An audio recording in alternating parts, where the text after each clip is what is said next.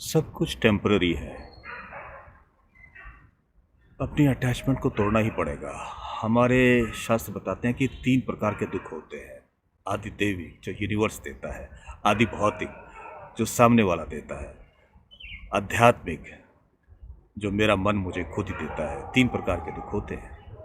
एक प्रकार का दुख ये होता है कि आदि दैविक जो दैविक शक्तियों के द्वारा जो मेरे कंट्रोल से बाहर है, जिनका मैं कुछ कर नहीं सकता।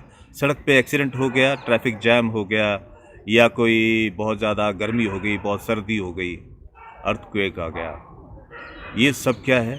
आदि दैविक। ये मेरे हाथ में नहीं है। आदि भौतिक जो सामने वाला दुखी करता है, मेरे बारे में आप शब्द बोलता है, वो आदि भौतिक है। लेकिन मैं दुखी हो जाता हूँ, वो आध्यात्मिक है। हमको कमल से सीखना चाहिए जो कीचड़ के बीच में परमानेंट रहता है लेकिन गंदा नहीं होता। कमल एक ऐसा फूल है कि कीचड़ के बीच में रहने के बाद, पानी के साथ रहने के बाद, पानी की एक बूंद भी उस पर टिकती नहीं है। बूंद उस पर पड़ते ही तुरंत नीचे गिर जाती है। इसको ऐसे समझते हैं, भगवान राम को जब वनवास हुआ तो कब दिया वनवास? टाइमिंग। उनका राज्य जब अभिषेक होने वाला था, उससे पहले, जस्ट पहले अयोध्या से पूरी अटैचमेंट थी उनके, लेकिन राजसिक सुख से उनकी कोई अटैचमेंट नहीं थी। और दूसरे सेकंड 4 शब्द बोले उन्होंने, बस इतनी सी बात। मतलब क्या है कि हमारा क्या है कि मिल गया तो खोने का डर, नहीं मिला तो एंगर। और भगवान राम का क्या है? ना खोने का डर ना एंगर। एक आदमी, आजकल आप सुन रहे हैं कि शराब पीने से लीवर खराब हो जाता है, तो अखबार में एक लंबी चौड़ी खबर सुनी, एक बड़ा आर्टिकल आया हुआ है कि कल दिल्ली शहर के अंदर शराब पीने से 8 मौतें हो गई, उनका लीवर खराब हो गया था। तो आदमी अखबार पढ़ रहा था, शराब पीने से लीवर खराब हुआ, 8 मौतें हो गई, केवल दिल्ली में हो गई। जोर से अखबार बंद किया, पत्नी के सामने चला है, आज से बंद। पत्नी बड़ी खुश हो गई, बहुत अच्छा किया, आज से शराब बंद करती। नहीं नहीं, आज से अखबार बंद। देखो, अटैचमेंट वर्सेस डिटैचमेंट को समझे। ये सब मन में है। ये ऐसे मन में है कि बहुत धनी व्यक्ति था, अत्यंत धनी। उसका घर था, इतना सुंदर घर बनाया, महल जैसा घर बनाया, पूरे शहर में ऐसा घर नहीं। सुंदर सुंदर बाग बगीचे, बड़े बड़े दरवाजे, अंदर बड़े बड़े drawing room, double triple height का महल जैसा घर। और सब सोचते थे कि अपना पैसा लगा के इतना घर नहीं बना सकते। उसको बोलते थे, आप बताइए पैसा, इसको हम घर खरीद लेते हैं। लेकिन वो घर बेचता नहीं था, बड़े मन से, प्रेम से, दिल से बनाया था। लेकिन 3 बेटे और पत्नी के साथ वहाँ पर आनंद से रहता था, व्यापार करता था। एक दिन व्यापार के कारण अपने विदेश गया, और विदेश से वापस लौटा तो घर के सामने आया तो बड़ी भीड़ लगी हुई थी। भीड़ को चीरते हुए आगे गया और हैरान हो गया, और पूरे मकान में आग लगी हुई, और आग बढ़ती गई, पूरा मकान जल रहा था। और वो खड़े खड़े जोर जोर से रोने लगा, हे भगवान, ये तुमने क्या किया? ये क्या किया मेरे साथ? बाकी लोग देख रहे थे, उसका घर जल रहा था, वो रो रहा था, बाकी लोग तमाशा देख रहे थे। इतने में उसका सबसे बड़ा बेटा है, पिताजी पिताजी आप क्यों रो रहे हैं? अरे बेटा, घर जल गया। अरे मत रोइए। बोले क्यों? आपके पीछे से, मैंने आपको बताया नहीं, ये मकान मैं बेच चुका हूँ। एक मकान बोला, एक आदमी आया, मेरे को बोला कि मेरे को मकान चाहिए। मैंने कहा नहीं दूंगा। वो बोला दुगना पैसा दूंगा। वो कहता नहीं दूंगा। वो बोला तिगना पैसा दूंगा। मैंने कहा चल ले ले, मैंने बेच दिया। मैं ये मकान बेच चुका हूँ, ये हमारा नहीं है। तो फिर वो व्यापारी खुश हो गया। अब वो उसका मकान नहीं था, वो भी बाकियों की तरह तमाशा देख रहा था। अरे तू तो बहुत बुद्धिमान है, बालक है, 3 गुना में मकान बेच दिया, अब हमारा नहीं किसी और का जल रहा है। आराम से सैकड़ों लोगों के तरह वो देखता। दूसरा बेटा भागता हुआ आया, पिताजी आप आराम से कैसे खड़े हैं? अरे ये घर हमारा नहीं है, ये बिक चुका है। अरे नहीं पिताजी, हमारा ही चल रहा है। कैसे?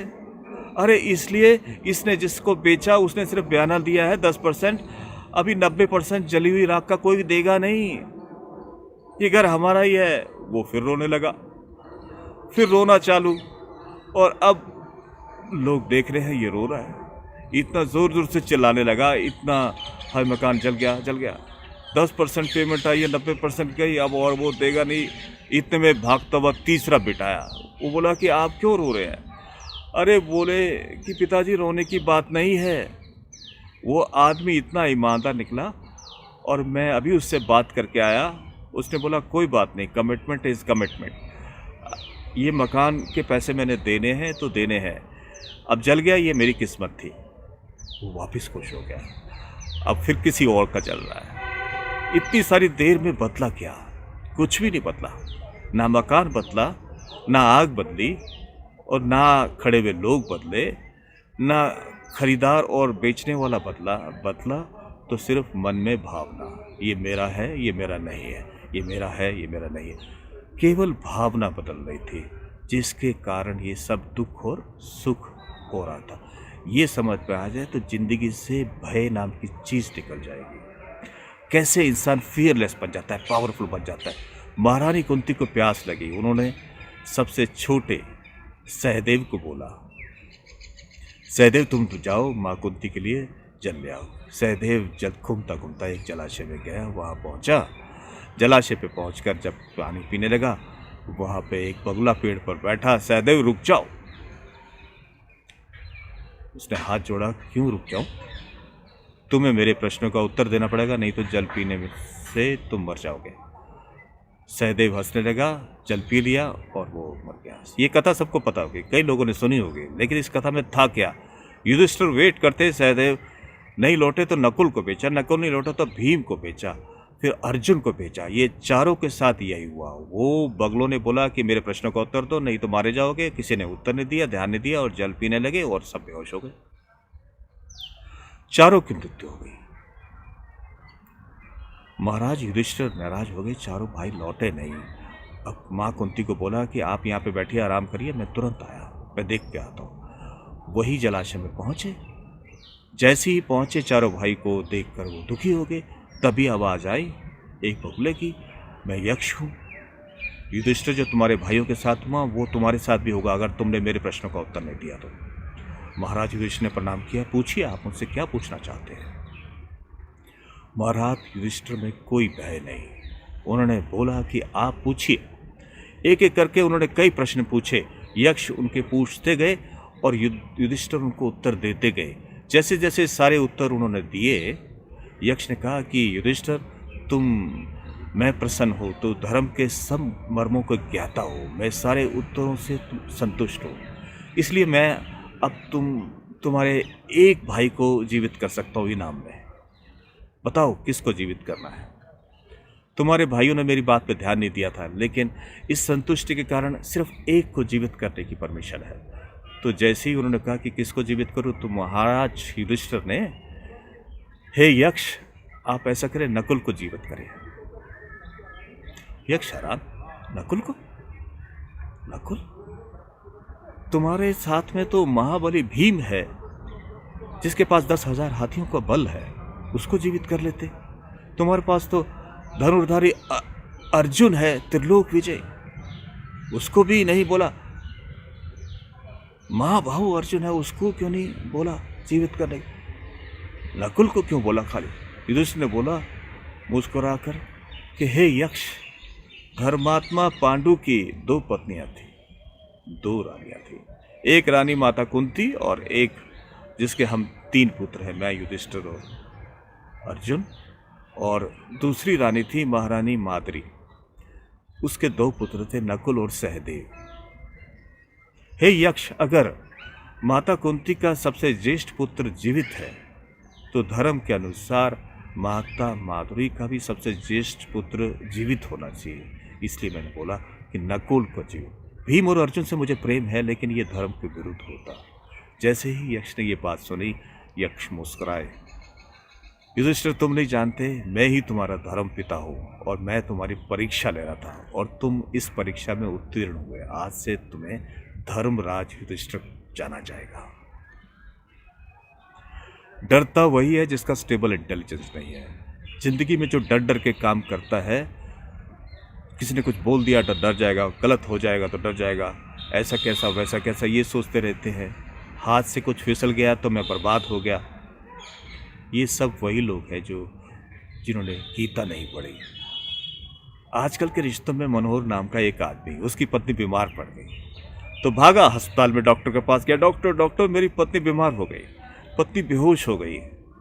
डॉक्टर ने चेकअप करा, स्टेथोस्कोप लगाया, सब कुछ किया और बोला मैं क्षमा चाहता हूँ, आपकी पत्नी इस संसार में नहीं रही, मर गई।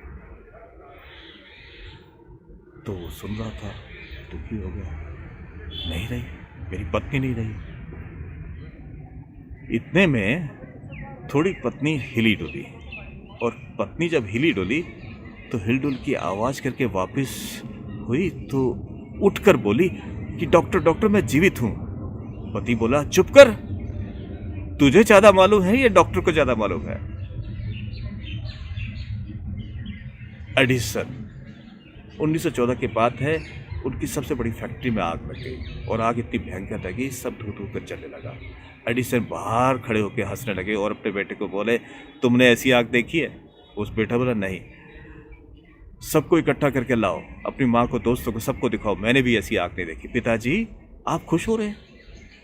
क्योंकि मैं खुश हो रहा हूँ इसलिए क्योंकि आज मेरी सारी गलतियाँ जल गई, जल के बर्बाद हो गई। बेटा इतना कंफ्यूज था और आग लगने के बाद जब जाकर न्यूयॉर्क टाइम्स को इंटरव्यू दिया कि आज फैक्ट्री नहीं जली है, मेरी गलतियाँ जली है, फैक्ट्री यहाँ है, गलती जलने से मैं खुश हो रहा हूँ। अगले 2 सालों में $1 मिलियन वाली नई कंपनी खोली। आग बुझते ही मलबा हटाकर उन्होंने नई फैक्ट्री खोल दी। ये है वीतराग, ना खोने का डर, ना